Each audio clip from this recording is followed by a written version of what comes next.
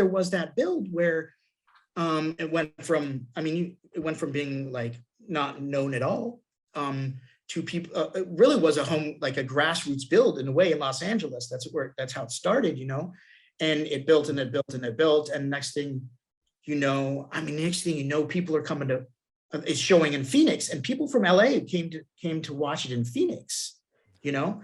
And so it's building, and the next thing you know, like it's getting all this media attention, and like it's becoming, Alec Baldwin is being interviewed for it, you know, like going to see the room. And I'm like, what? Because at that point I had left LA. I mean, we went to the premiere and we didn't think anything was going to come of it, you know.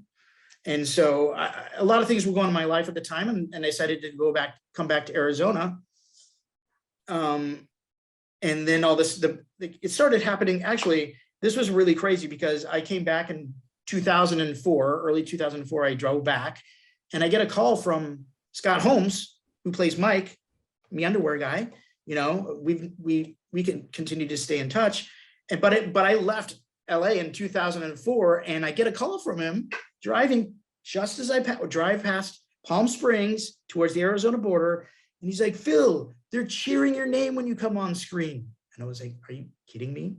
And they're like, Denny, like, what? Are you kidding me? This is insane. I was like, oh my God, should I turn back around and go back to Hollywood? You know, seriously, that's what, I mean, of course, you know, I didn't, and I'm totally fine with that. But like, that was kind of like the beginning of like, whoa, this movie is kind of going places, you know?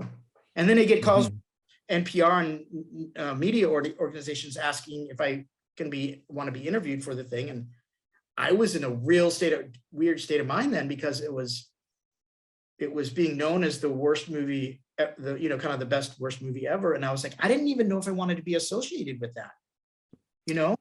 So I went through this kind of period where I didn't take interviews, and I kind of hung low. But after I saw it growing and became this really, and then I went to a screening, you know, a year or so after that was here in the Valley, and people went crazy. And I felt like it was like my Beatle moment, you know? And then at that point, I started shifting my mindset towards a real love for the experience, the movie, and the fans, and it really, I mean, it changed my life.